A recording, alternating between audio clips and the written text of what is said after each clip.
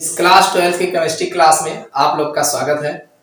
देखिए ये हमारा जो लेसन है बिलेन में हमने पिछले लेक्चर्स में जो है वर्कले हार्टले विधि का जो है प्रासरण दाब ज्ञात करने की वर्कले हार्टले विधि के बारे में चर्चा किए थे।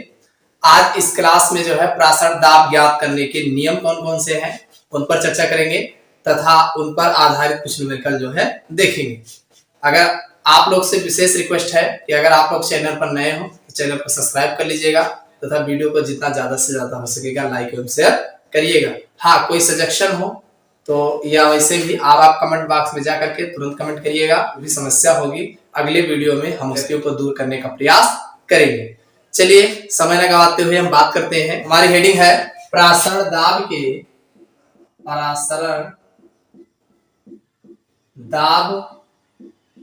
के नियम, law of osmotic pressure,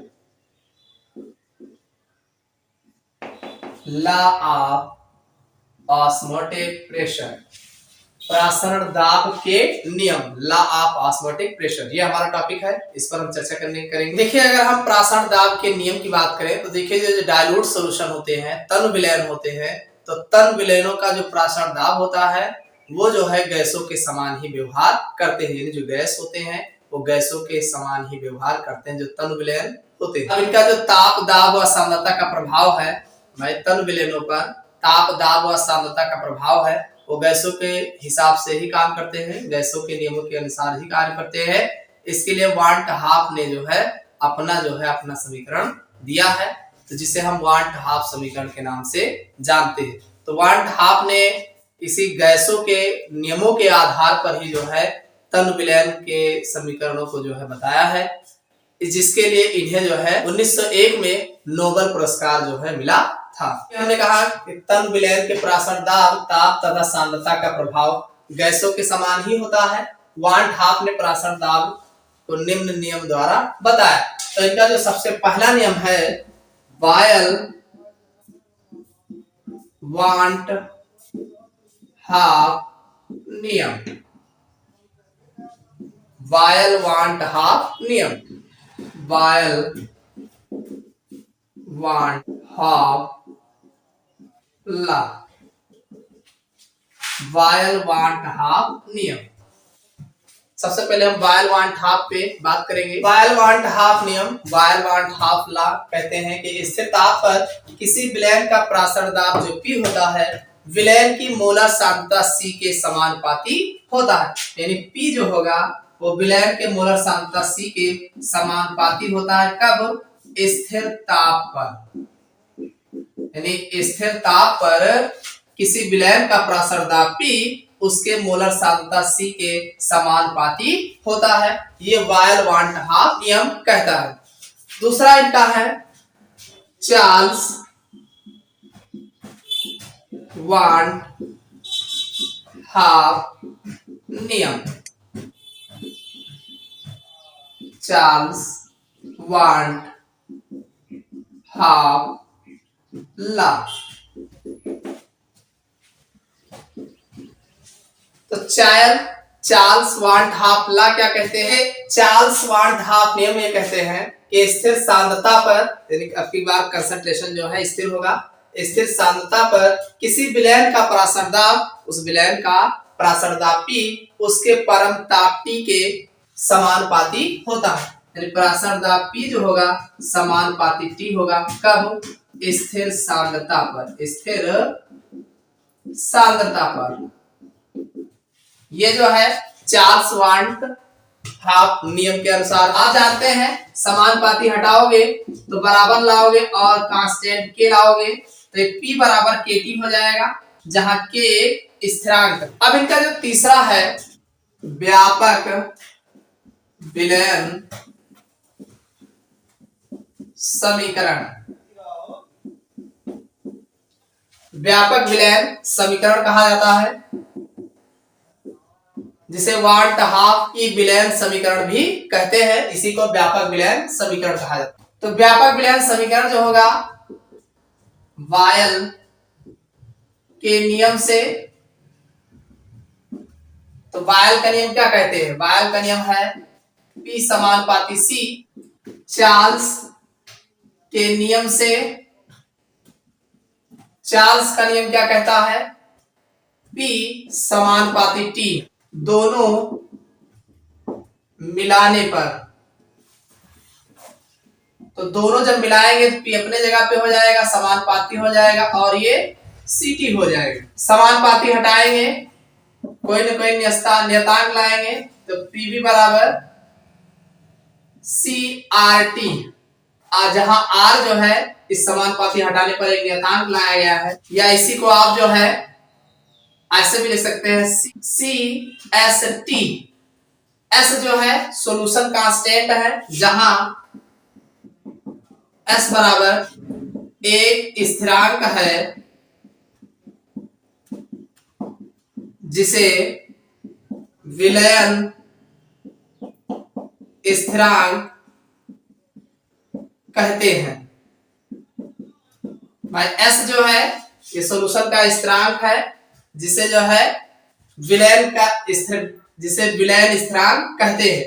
R भी लिख सकते हो, जिसे R गैसों के लिए प्रयोग किया जाता है, यहाँ विलयन के लिए S प्रयोग किया जाता है, लेकिन R भी लिखोगे तो कोई दिक्कत नहीं होगी क्योंकि वैल्यू दोनों का एक ही रखा जाएगा। तो ये तो था व्यापक विलयन समीकरण। इसमें एक और आपको देखने को मिलेगा आओ गाद्रो वांट हाफ नियम। एवोगैड्रो वांट हाफ लॉ, इसको बोलते हैं एवोगैड्रो वांट हाफ लॉ। ये भी आपको देखने को मिल जाएगा। इसमें क्या होते हैं कि अगर हम बात करें एवोगैड्रो वांट हाफ नियम की, तो एवोगैड्रो वांट हाफ नियम जो होता है समान ताप पर समान परासर दाब वाले, यानी एक ही ताप पर और एक ही समान परासर दाब वाले विलयनों के समान आयतनों में घुले विलय अणुओं की संख्या समान होती है। देखिए समान ताप पर समान परासर दाब वाले विलयनों के समान आयतन यानी उतने ही आयतन में विलय घुले अणुओं की संख्या समान होती है, तो जिसे हम एवोगैड्रो वांट हाफ नियम कहते हैं। तो ये तो थे वांट हाफ नियम। अब इस वांट हाफ पर रिलेटेड हम जो है कुछ जो है न्यूमेरिकल्स देखेंगे। इससे पहले हम कुछ महत्वपूर्ण फार्मूला देखेंगे जिस पर जो हम न्यूमेरिकल लगाएंगे। लिख लीजिए नोट, महत्वपूर्ण है, इसको ध्यान दीजिए। जब विलयन में मोलर सांद्रता दी हो तो, भाई विलयन में अगर मोलर सांद्रता दी गई है तब आप कौन सा फार्मूला लगाएंगे? तो Pv बराबर CRT। Pv बराबर CRT। देखिए यहाँ जो R लिखा है, R के स्थान पर यस भी लिखा जाता है, यानी यस ही होता है, लेकिन अब आप कुछ भी लिख सकते हो। Pv बराबर CST, चाहे आप ऐसे लिख लीजिए और चाहे ऐसे लिख लीजिए, वैल्यू सेम ही होगा, तो इसलिए चाहे यस लिखो चाहे आर लिखो। वैसे यस लिखना ज्यादा उचित है क्योंकि सॉल्यूशन का है। और दूसरी कंडीशन है जब विलय के मोल n दिए हो तो आप फार्मूला लगाएंगे Pv बराबर nRT। फार्मूला जो यूज करेंगे Pv बराबर nRT। अब R है, R को आप S लिख सकते हो, Pv बराबर nST। और तीसरा फार्मूला जो आप यूज करेंगे जब विलय की मात्रा दी गई हो तो आप जो फार्मूला लगाएंगे Pv बराबर W अपान MST। Pv बराबर W अपान MST, ये फार्मूला आप यूज करेंगे। देखिए यहाँ पे S बराबर जो भी आप वैल्यू रखेंगे, चाहे S हो चाहे R हो, 0.0821 लीटर वायुमंडल प्रति केल्विन प्रति मोल। यानी यहाँ जो S है, S की जो वैल्यू रखा जाएगा 0.0821 लीटर वायुमंडल प्रति केल्विन प्रति मोल, ये S की वैल्यू होगी। अब हम इससे रिलेटेड जो है कुछ न्यूमेरिकल देखेंगे जो एग्जाम में बार बार पूछे जाते हैं। देखिए हमारे पास जो एग्जाम्पल है कि 15 डिग्री सेल्सियस पर 5% चीनी के जलीय विलयन का प्रासरण दाब ज्ञात करो। यानी आपको P निकालना है, जो आप जानते हैं P आपको निकालना है। और यहाँ पे जो दिया गया है T दे रखा है, T आपका 15 डिग्री सेल्सियस, 15 डिग्री सेल्सियस है, इसमें 273 ऐड कर देंगे तो ये 5 3 8, ये हो जाएगा 288 केल्विन। डिग्री सेल्सियस को हम पहले केल्विन में चेंज कर लेंगे।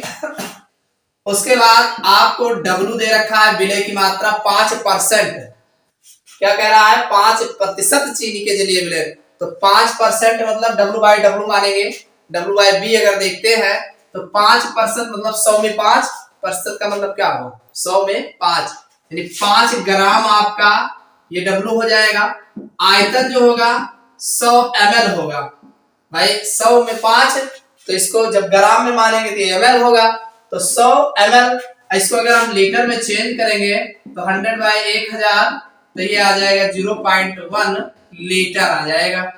तो ये आपका आयतन हो गया। आपका फार्मूला है PV बराबर W/m/ST, ये फार्मूला है भाई। W दे रखा है तो यम आपको आवश्यकता पड़ेगी m अणुभार, चीनी का अणुभार, चीनी का फार्मूला होता है C12H22O11, इसी पे निकालेंगे तो ये 12 गुणे कार्बन, भाई ये 12 पार्टिकल्स है तो 12, कार्बन का परमाणु भार 12 होता ही है, ये 22 हो जाएगा प्लस 1, सॉरी 22 × 1 और प्लस 11 गुणे ऑक्सीजन का 16, 12 बराबर हम 144 और ये 22 आ जाएगा। और ये अब ये हो जाएगा 176, इसमें आएगा, इसका जब आप जोड़ोगे तो 6 2 8 4 12, एक आया 7 1 8 2 10 4 14, फिर एक आएगा 1 1 2 1 3, 342, ये अणुभार निकल के आ जाएगा भाई। आपको T हो गया, W हो गया, M हो गया और ये हो गया। आपका बचा क्या? तो आपको रखना है PV बराबर W/m/ST, S की वैल्यू पता है तो आपको P निकालना है। P रोक लीजिए, WST/mv, इसी पे रख देंगे।